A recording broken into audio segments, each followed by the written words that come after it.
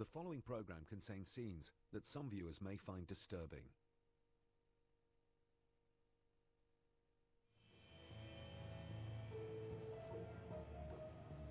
I can remember telling Carla, I want you to be careful. And I would tell her, don't let people get within arm's distance of you.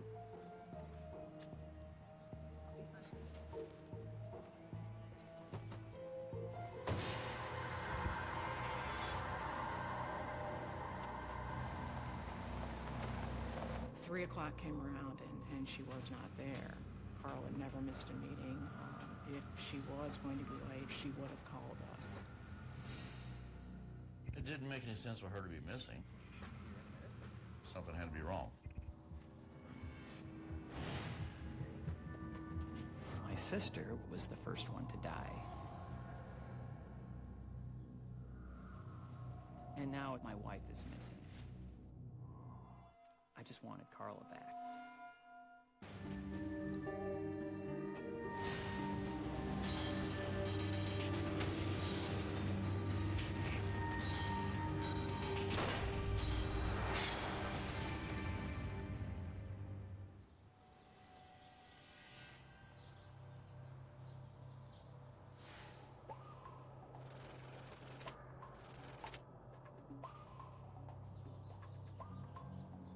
It's a sizzling hot day at a Florida construction site. Project engineer Carla Larson has gone to buy drinks and snacks for a meeting. That was 2 hours ago, and no one has seen the 30-year-old mother since. It was panic. It was an instantaneous crises mode. Everybody rallied. Let's get rolling to see what we can do. We loaded up into my car, just double checking to make sure she wasn't broken down on the side of the road for any kind of sign that she was in some sort of trouble. I tried to backtrack, and we started driving the dirt roads up back and forth, just seeing if we see anything. A frantic hour-long search comes up empty. We rendezvoused back at the office. We started dispatching radio contact to everybody in the field. Has anybody seen Carla? Has anybody seen Carla? No one in the field has seen the popular manager either, and that has everyone scared. We made a decision. We needed to call Jim and have him report her missing. Hi, Jim. I was at work when I got the phone call, and Carla hadn't come back from lunch. And I knew that wasn't right because Carla, you know, wherever you went, you know, Carla would let you know where she was going, and she would never just go off and not show up, you know. So I knew there was something wrong right away, so I came home. Carla? Carla, are you home? Something isn't right. He calls the daycare to see if his daughter Jessica is still there. Hello. This is Jim Larson. Has Carla come by? Did she come by to pick up my daughter? Well, if Jessica's not in the daycare, she's gone.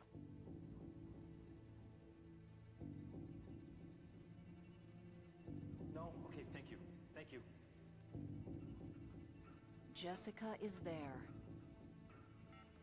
Jim Larson can't believe Carla would walk away from him and their baby daughter. And then I decided that now I need to figure out what happened to Carla. So I started calling the police right away. Hi, my name is Jim Larson. I'd like to report a missing person, please. It scared me.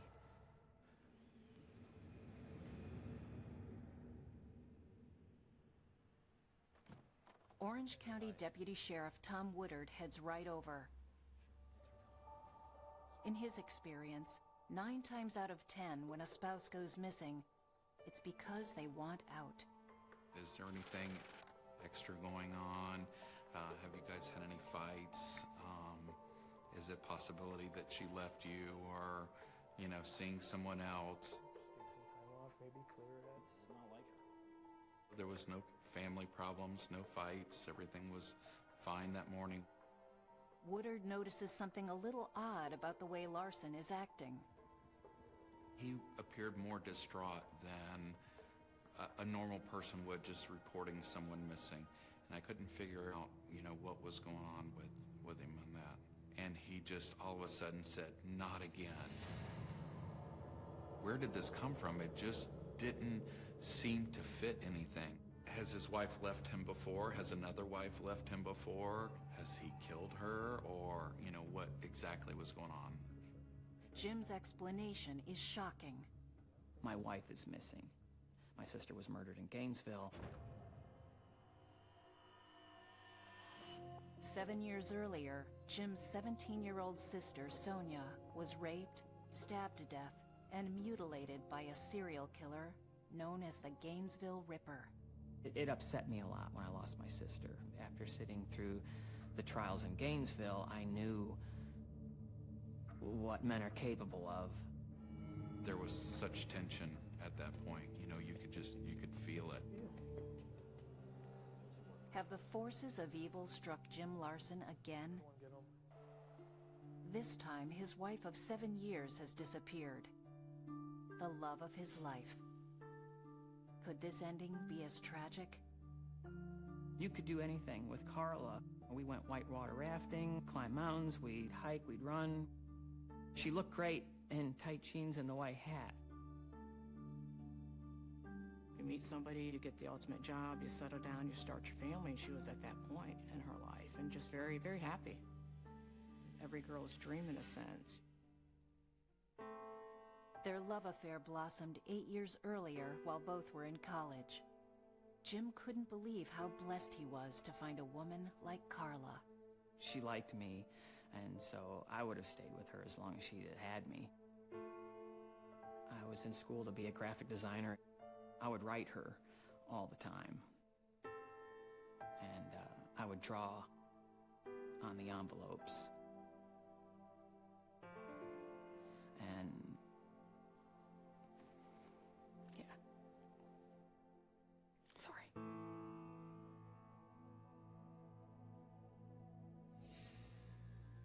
Police know what Jim's been through, so they're eager to help him. When I mentioned that I was Sonia's brother, that really helped.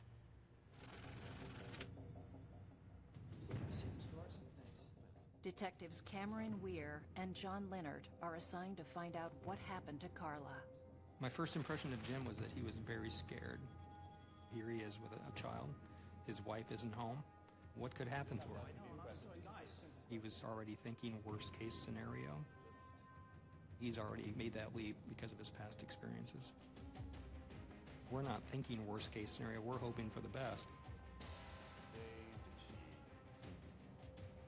He was very cooperative. There was no issue at all about giving us information and providing us with records, information about her jewelry, information about the car, any of that. There was pictures of them around their home, happy together. Things looked good, but at any moment, things could change for him.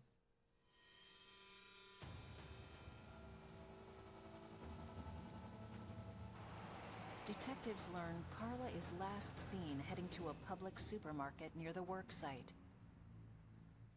And a signed receipt confirms she made it to the store. So now we have to figure out what happened next after that. Who did she meet in between? Anything can happen.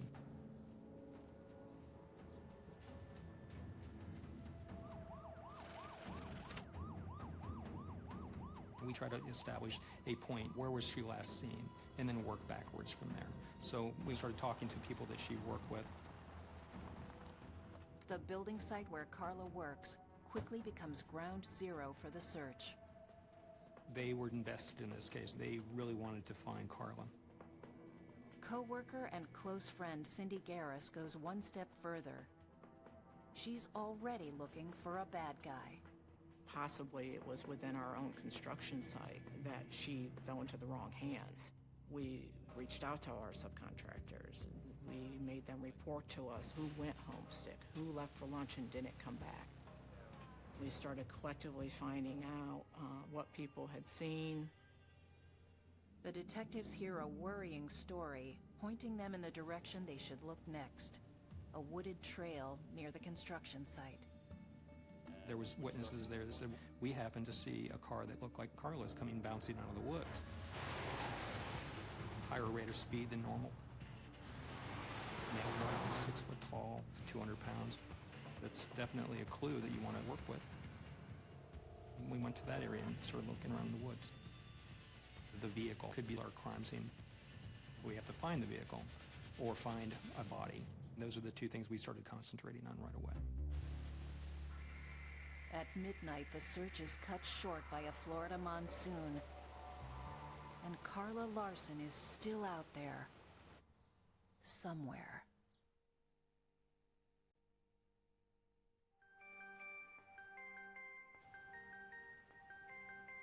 Orlando, Florida calls itself the City Beautiful.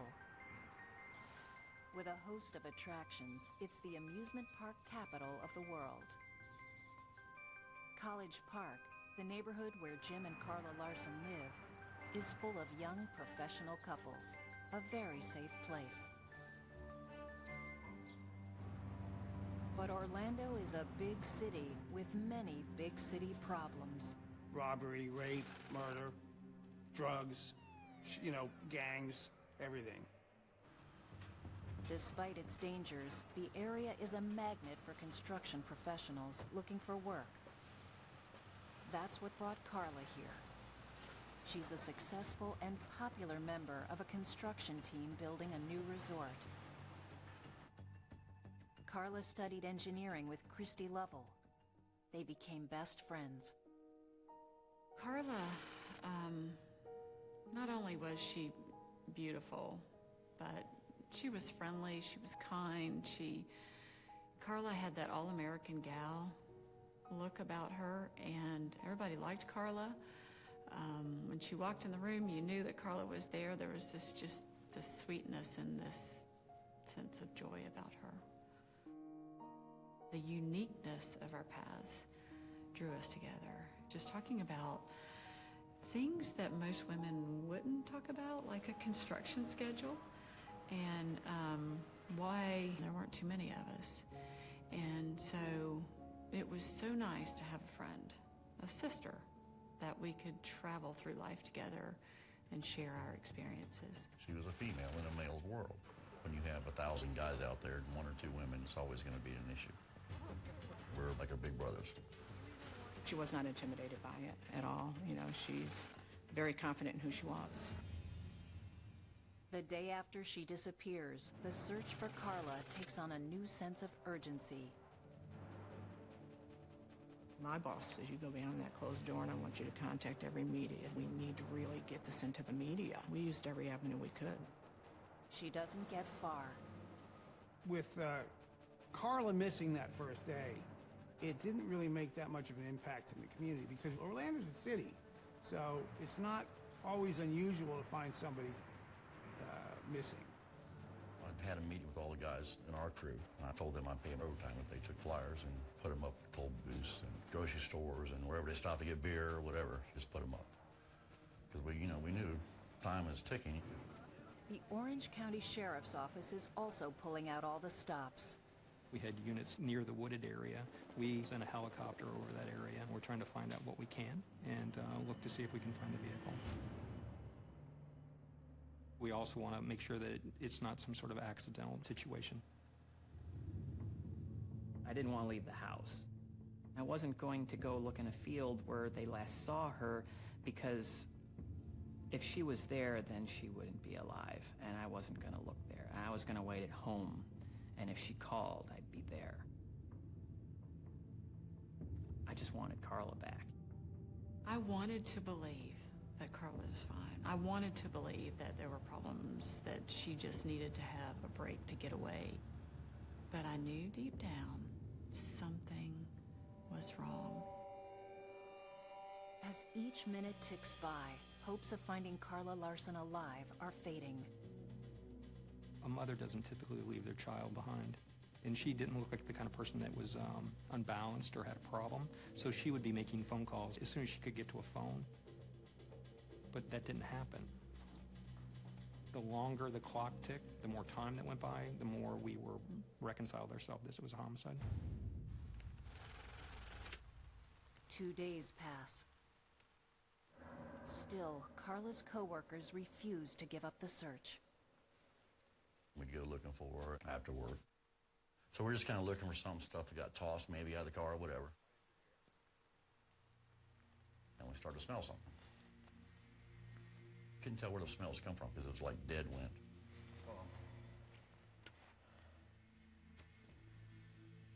So I took my cigarette lighter and lit it. A small flicker of flame indicates a slight breeze and directs John to where the smell is coming from. And we started walking about 60 or 70, 80 feet.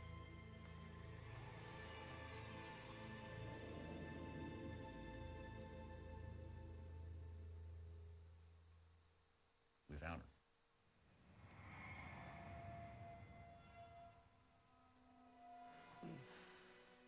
She was behind a palmetto bush, and all I remember was just a flash of blue, and didn't have to take too many looks. I knew exactly what it was.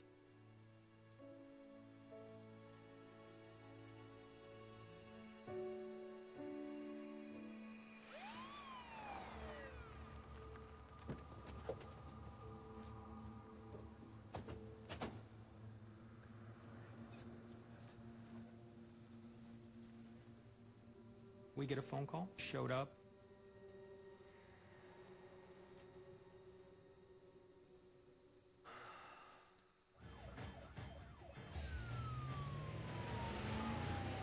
We secure the crime scene. We would also summon the medical examiner and their investigators and crime scene units. She was found face down, she was completely naked, and there was a towel laying across her. Our conclusion that there was some sort of sexual assault. The jewelry was missing, so we assumed some sort of robbery. Florida's heat and humidity have taken their toll, making a definitive identification of the body extremely difficult. There'd been rain, animal, and insect activity as well. Still, investigators are almost certain the badly decomposed body is the woman they've been looking for. Carla Larson. The likelihood was pretty high that it was her because that's where the vehicle was last seen. Carla was a friend of mine. Be like your own kid or your sister or somebody like that, you know? You just don't want to think about it. I was glad that I was found her for Jim's sake, but that's not how you want to remember your friend.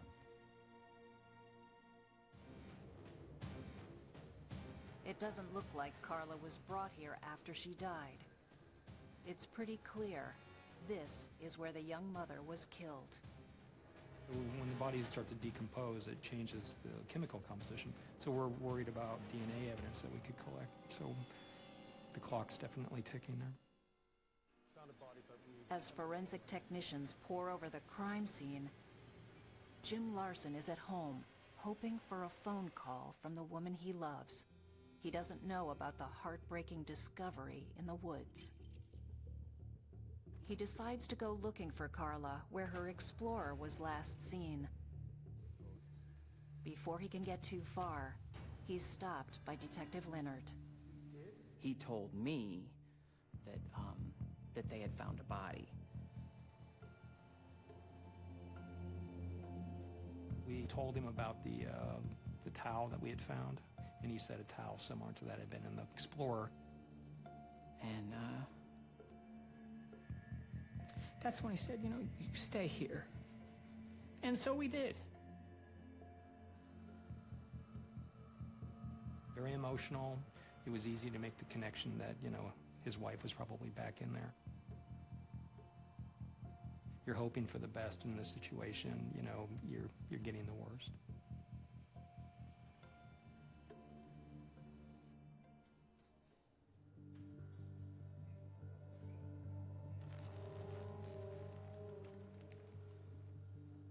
An autopsy makes everything official. The dead woman found in the woods is Carla Larson. Her cause of death was ruled as homicide due to asphyxiation due to strangulation. No other type of trauma was found. It was a very horrific death. Because Jim had lost his sister, He put padlocks on the doors. He put a security system in. He got a Rottweiler. He bought an SUV with a security system. He did everything he could to keep his wife and family safe. And in the end, it didn't work. None of it. My heart went out to Jim and his family. And I was angry, and I wanted answers. I wanted to know why. Why this had happened. Who could have done this? Carla is found naked, which suggests this is more than a murder. So a rip kit was conducted. The analysis came back that there was presence of semen. It could be the first clue to the killer's identity. But there's a much more innocent explanation. It turned out to be Jim's. We did ask Jim at what point they had last had sexual intercourse, and he was able to inform us that they had had sexual intercourse the night before. For the second time in 7 years, someone dear to Jim Lawson has been murdered. She was perfect for me. Carla and I, we never fought. It was kind of incredible. She was a beautiful girl, beautiful. I mean, couldn't believe it every time I would look at her. We had a great life, we really did. It was fun.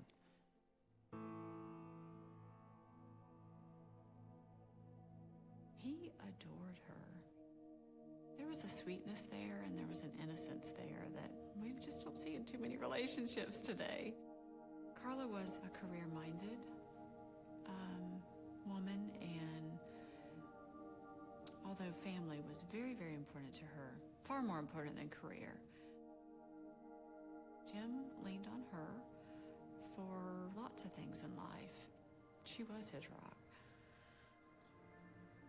After the Gainesville Ripper murdered his sister, Jim crumbled. Carla held him together. Carla was there saying, "Don't worry, it's going to be all right," and she was there the whole time.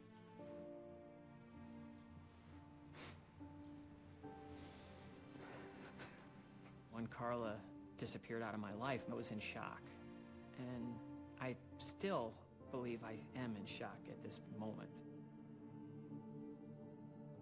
I loved her so much. The shock grows worse when Jim realizes he's a prime suspect in his wife's killing. I knew, that they thought I did it, because that's usually how it plays out. It's more than just the police who have their suspicions about Jim Lawson. An intensive 2-day search ends when 30-year-old Carla Lawson is found naked and strangled to death in Orlando, Florida. She leaves behind her husband and a baby daughter. Jim Lawson and his wife hoped to add to their family. With baby Jessica just turning 1, the Lawsons were making an addition to their home. Each night, Carla sat at her drafting table sketching out their future. Police think the best way to find Carla's killer is to find the car she drove to work, a white Ford Explorer. The fact that her car was missing was the biggest piece. It was the key to the case. Our real, most intense focus was the vehicle. They want to hear from anyone who knows anything about that car, so they set up a 24-hour tip line. We wanted the public to tell us if they saw the vehicle or anybody associated with that vehicle. The phone was ringing off the hook, and we had people saying that they saw the vehicle driving down the road, and they would give us locations, they would give us descriptions of the individuals driving. But it's a fairly common vehicle. We were chasing sightings of the vehicle all over, but they're not leading us anywhere. A week after her death, Carla is remembered at a heartfelt service in her hometown of Pompano Beach. They are her friends, her neighbors, and her relatives. But on this day, they came together to say goodbye to Carla Lawson. We just are so sad about everything. She was a beautiful girl. Just an awful tragedy. It was a packed house. Everybody attended. Not only from our company, it rocked the industry. There was an incredible sense of family here and community, that Carla was well known and well loved.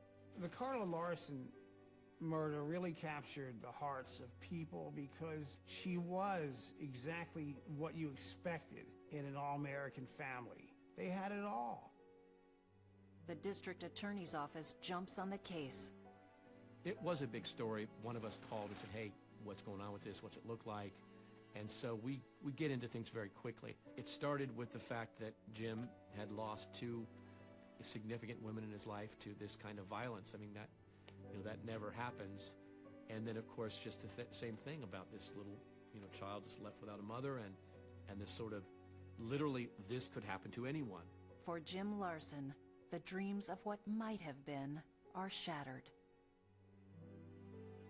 The cremation, I was there for that. And they came out and said, would you like to see her one last time? And I never did see her. I want to remember her, the way I remember her. I don't want to ever have an image in my head of that, because that's not really Carla. His family. As the murder of Carla Larson becomes a national story, Jim puts his grief aside and steps forward with a purpose. I wanted it to be on the news. I felt like the more this was out there and the more people were talking about it, the better chance that somebody's going to make a mistake and we'll be able to get this going. I've lost someone I've known most of my life, so it's going to be hard to be without her. In his shattered state, Jim doesn't come across as the grief-stricken husband the public expects. So here he was, standing in front of the cameras, and basically coming across as someone who obviously didn't love his wife. And it made him look bad. Even when he said, I love my wife, it was more like, I love my wife. It was very indifferent. That was tough. By that time, I was pretty numb about the whole thing. I calmed way, way down. I just kind of feel like I'm, just nothing. So I feel that our last moment together that morning was a good one. This attitude really perplexed people. I mean, it bothered me. I mean, how could this guy, his wife is murdered, and he acted like it was like no big deal or something? Everyone started to blame him. People said, there's just something wrong with this guy. He's got to be guilty of something. Now that Carla's case is a full-blown murder investigation, police intensify the hunt for her killer.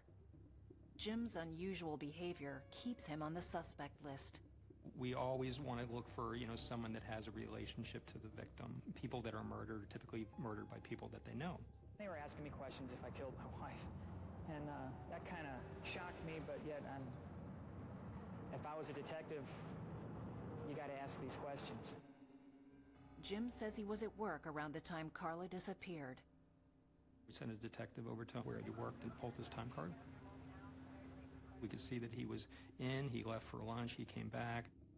The time of day that he took his lunch didn't match up with what Carla was doing.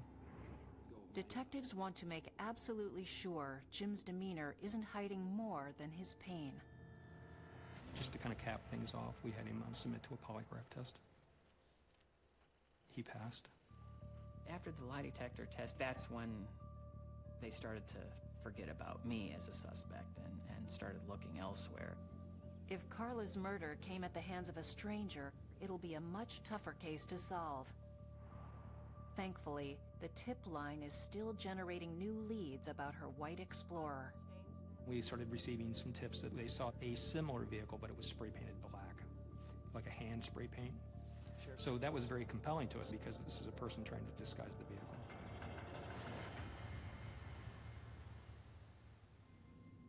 The most intriguing tip? There's a burned-out Ford Explorer in Cocoa Beach, 60 miles from Orlando. Our focus is on trying to identify it as the Larson vehicle. The previous evening, a witness sees a strange man staring at the burning truck as if in a trance.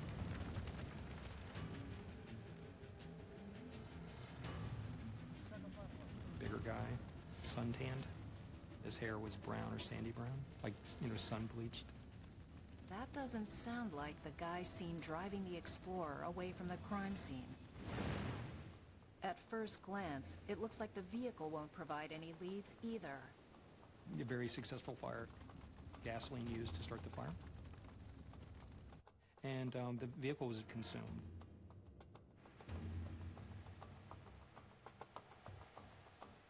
There is just enough left of the car to link it to Carla. There was still some paint left on the vehicle in different spots. It had some evidence of black overspray on the rims around the tires, so it fit with what we were hearing about a white vehicle spray painted black. We thought we had the vehicle. Who was driving it? Publicizing the story on the TV show America's Most Wanted is one way detectives hope to find out. It was big news that Carla is going to be on this program. 80% of the households in Orlando paid attention to it. One of those viewers says she has the answer police are looking for. The biggest tip is a phone call from a woman by the name of Angel Huggins, who thought her husband was involved. She saw the segment that she said, oh, here, I can now put 2 and 2 together and come up with 4. Her husband, John, has since left, forcing Angel and her kids to move in with her mother. She tells investigators on the day Carla went missing, she was with John and their kids at a motel right next to where Carla went shopping.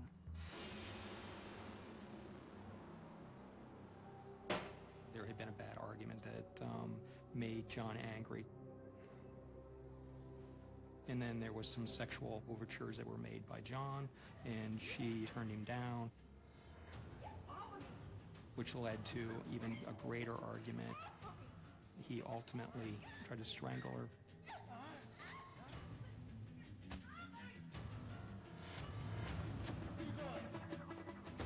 She was able to get away.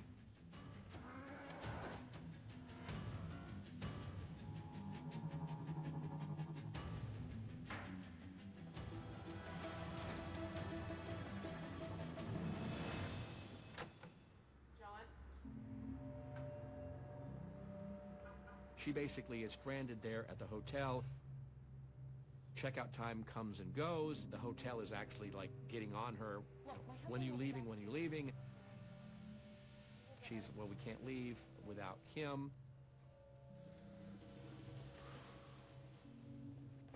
And then he shows up. He's kind of hot and sweaty. Where the hell have you been? We were supposed to be gone hours ago. He's got a mark on the top of his head. Get the kids. She's trying to figure out what's going on. I'll meet you at home. He was very elusive, evasive. Something was wrong. And then he shows up with that SUV. Whose car is that? The fact that John was then seen with the vehicle put this to the top of our priority list. Carla Larson, a much-loved young wife and mother, has been murdered, her naked body abandoned in the woods. Angel Huggins is pointing the finger at her abusive husband, John. There's just one problem. Angel's and John's relationship was very rocky at best, so you're trying to figure out what the motivation is. The guy had run off with her own sister, so I don't think there was any love lost there. Is Angel trying to get even with her cheating husband, or is she telling the truth? Angel, was a little bit of a wild, a loose cannon, I guess is the word. Thank you very much for your time. Angel has no idea where Huggins is, but she tells detectives his friend Kevin Smith most likely does.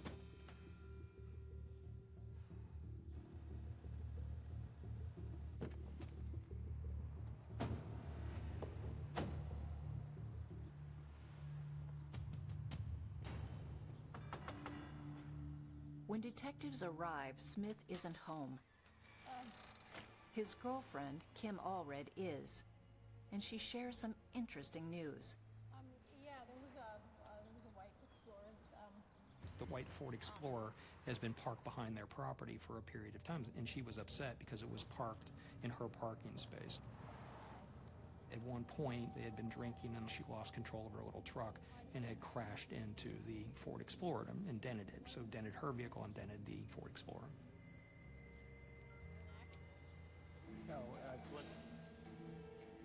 The Explorer is gone, but there's still some white paint on Kim's truck from the collision. Technicians scrape off a small sample and send it to the lab. Could it have come from Carla's Ford Explorer? The paint on the Larson vehicle was consistent with the paint that was recovered from Kim's vehicle. Police are close to proving that Carla's Explorer was parked at Kevin Smith's house. But before they can positively ID the vehicle, they have a few questions for Smith. He's a tough character. He had been in trouble in the past, so we were going to tread lightly to see what kind of information we could get. Smith says the white Explorer has nothing to do with him. His friend John Huggins brought it over. It could have been a stolen vehicle as far as he's concerned, and he wasn't going to turn his friend in over a stolen vehicle. Now there are two people pointing to Huggins. One is a scorned ex-lover, and the other has a criminal record. How long ago was that? He is a less than credible person. Smith is eager to prove he isn't lying and has something to show the detectives. The radar detector was left at Kevin's home. It had been cut out of the vehicle, essentially, and he became worried that it was tied to a crime and had later thrown it in the woods. It matches a custom-installed radar detector from Carla's car. Investigators now have Angel's story, a paint match, and the radar detector. So then we knew we had the vehicle. The key question is still unanswered. Who was the driver? Smith's story has holes. His house is just 100 yards from where the Explorer burned, and he didn't notice. And why was the radar detector in his backyard? Smith also looks like the sketch of the driver seen the day Carla was killed. He got worried about his situation, for sure. Lucky for Smith, he has an alibi. Kevin was a landscaper, and we were able to prove that he was working that day through time cards, and we knew that his boss worked with him too, and we could verify that he was at work. It all comes back to one man, John Huggins. John Huggins was a small-time crook. You know, bad news, but murder, that's a whole different ballgame. A week later, investigators finally get a chance to meet their main suspect. John gets arrested up in Maryland on some outstanding warrants, and we went up to talk to John.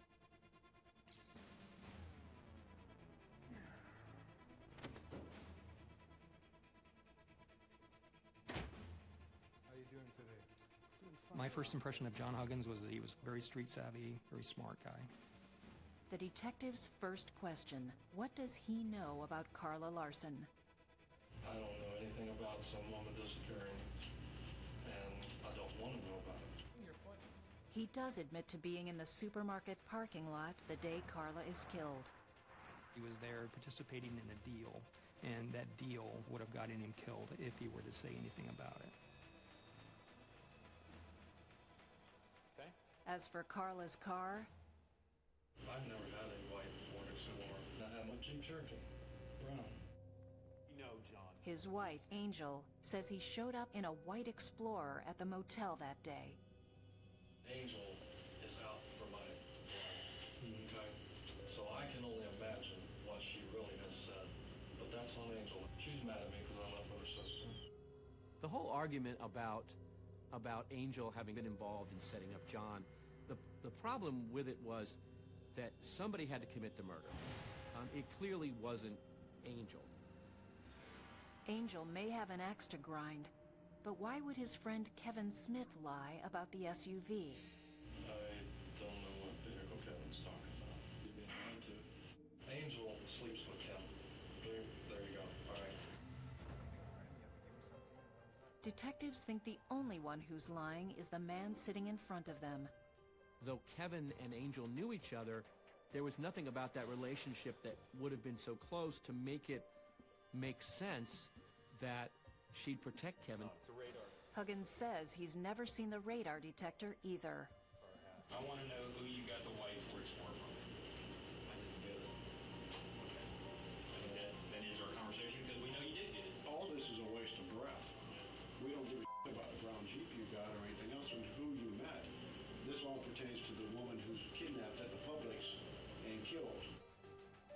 It looks like Huggins is a dead end.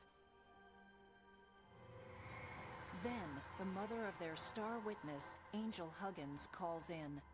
She's made a disturbing find that could wrap up this case and put Carla's killer behind bars. Investigators need just one piece of solid evidence to nail John Huggins for the murder of Carla Larson.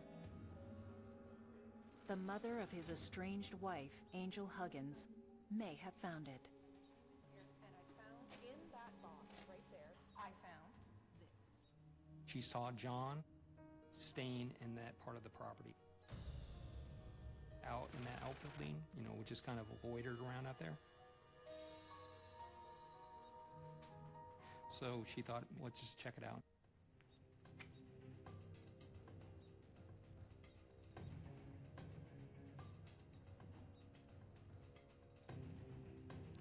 She sees this electrical outlet box in this building behind her house. Inside the electrical box, there was a paper towel and a ring, and the earrings were in it. When they showed me the jewelry, I was able to identify the jewelry. Yeah, it was definitely hers. To some, the surprise discovery of Carla's jewelry doesn't add up. The Brevard County Sheriff's Office deputies went over there and searched Angel's mother's property where they had lived and found nothing. And I thought it was kind of interesting that here's the mother of Angel. Sits there on a whim, goes down to the garage, and there's the jewelry. It crossed my mind that it was not there to begin with, and somebody put it there to point fingers at John. That was very challenging. I mean, ultimately, we discovered the person that was assigned to search that particular part was afraid of electricity. So she didn't remove any of the switch cases or anything to look inside. Even with the argument that Faye had put it there, Faye had to get it from somebody. Faye didn't kill Carla. So it all still came back to John. Angel's mother's story puts Carla Larson's jewelry in the hands of John Huggins, the final piece of the puzzle. We have John in the vehicle. We have the burned vehicle. We have the recovered radar detector, the attempted strangulation of Angel at the hotel room. They were right across the street at the hotel. The dates of their visit to the hotel lined up with Carla's disappearance. It's more than enough to charge Huggins with Carla Larson's murder. I'm not the killer type. I've never hurt anybody. I've never done anything like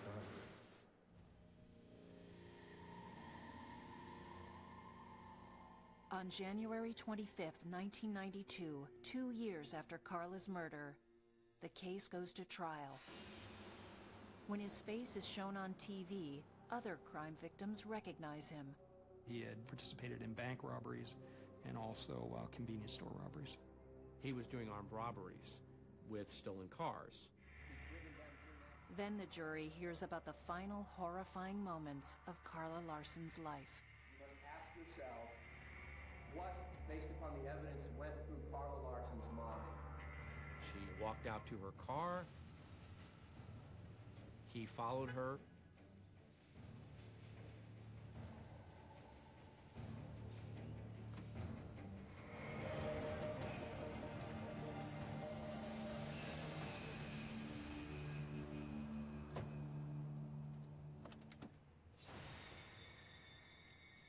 John approached her in the parking lot.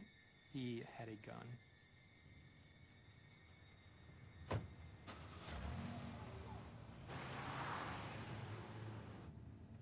Take the car. His intent was to get the vehicle. He's using that vehicle for his other crimes. In the past, he hadn't been violent about taking the cars. He got her get out of the vehicle. Just walk. Had her undress. For sure. Take it off right now. That's right.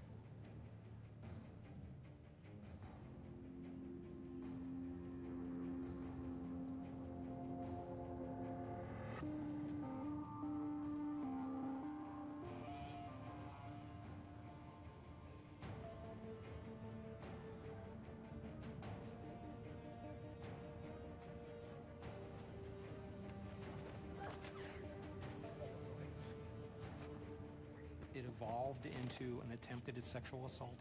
Maybe he wasn't able to complete the act. He was so angry at Angel that he just took it out on Carla. She probably knew that she was going to die, just like her sister-in-law. That had to have been a terrible feeling.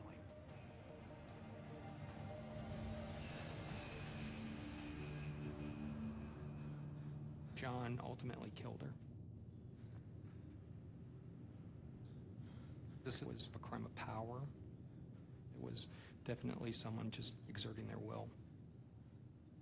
After a short trial, and based mostly on the testimony of his ex-wife, Angel, a jury finds John Huggins guilty. He appeals, and after many delays, gets a new trial. The second jury reaches the same verdict. We, the jury, find the defendant guilty of murder in the first degree as charged in the indictment.